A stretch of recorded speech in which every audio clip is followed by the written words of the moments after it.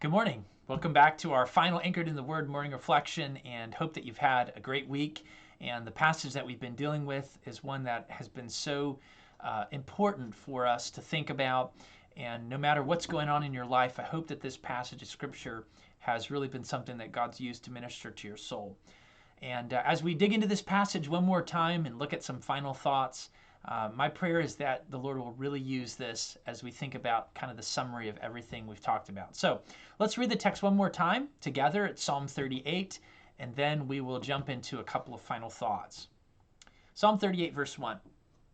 O Lord, rebuke me not in thy wrath, neither chasten me in thy hot displeasure.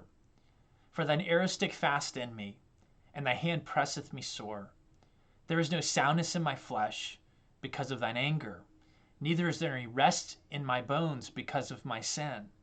For mine iniquities are gone over my head, as an heavy burden, they're too heavy for me. My wounds stink and are corrupt because of my foolishness. I am troubled, I am bowed down greatly. I go mourning all the day long.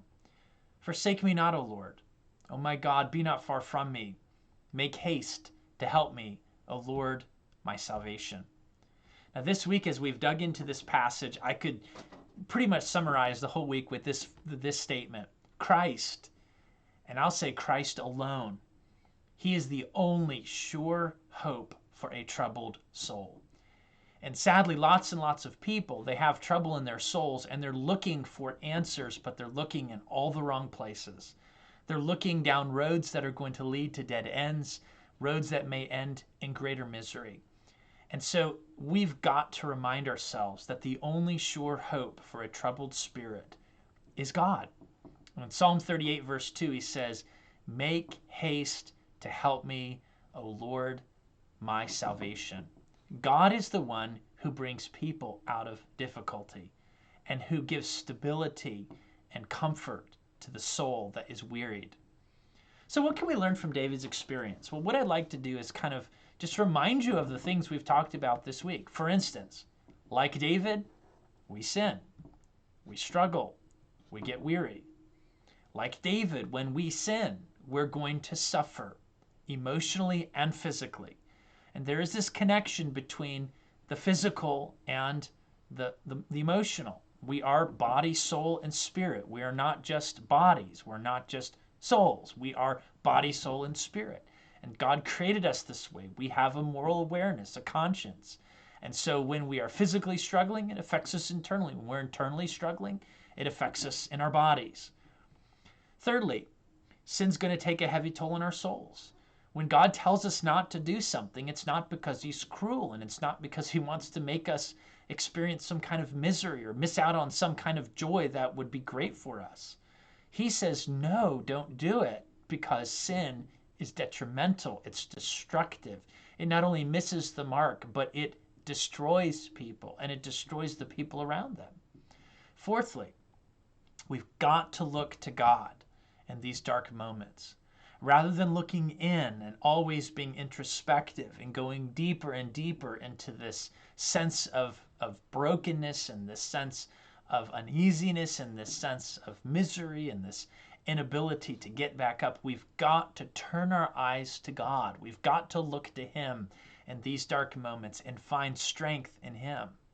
Fifthly, when we do this, we will experience a fresh sense of his comfort and renewed fellowship. Even when we have stumbled and we have sinned against God and we've sinned grievously against God, he is there calling out to us to lift us up out of our misery and to lift us up out of these troubles and to turn our attention back to him. He wants to give us a renewed, fresh sense of his comfort and fellowship. We've also learned this week that there are no quick fixes. There are no easy fixes. It's not like you can flip a switch and all of a sudden everything's cleared up and it's all different now. It doesn't work that way. The way out and the way up is a slow and steady process, but God is the one who accomplishes it. And this healing and growth and the ups and downs of this process are going to lead us to a sweet end. I think about Romans 8. It says that all things work together for good to them that love God, to them who are the called according to his purpose, for whom he foreknew, he predestined to be conformed to the image of his Son. How do those things work together for good? God uses them to draw us to himself, to mature us, and to develop us into people who know God, love God, walk with God, and we reflect his character. God is the one who brings comfort, and God is the one who brings maturity, and God does it in his own time. Psalm 40, verses 1 to 5. I love these verses because these are the summation, these are the end point of what we talked about this week. David writes, I waited patiently for the Lord, and he inclined unto me. He heard my cry. He brought me up also out of an horrible pit, out of the miry clay, and he set my feet on a rock. And he established my goings. He hath put a new song in my mouth, even praise to our God. Many shall see it and fear, and shall trust in the Lord. Blessed is that man that maketh the Lord his trust, and respecteth not the proud, nor such as turn again unto lies. Many, O Lord, are thy wonderful works which thou hast done, and thy thoughts which thou hast toward upward. They cannot be reckoned in order unto thee. If I would declare it and speak of them, they are more than can be numbered. Think about what David is saying there. I waited, and God listened, and he lifted me up, and he established my goings, and he put a new song in my heart. And when I look back at that, I can't even begin to recount all the various ways that God has been kind and merciful to me. Think about that for a few minutes. Well, my last word that I want to say is have a wonderful weekend. I hope we'll see you on Sunday. And if this has been a challenge to you, take a moment to share that. If you think that this series this week, these episodes have been an encouragement to you, I'm sure there's others who can be encouraged by it. Consider sharing it with them.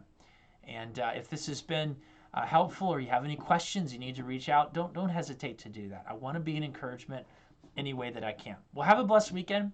Lord willing, we'll see many of you this Sunday. Bye now.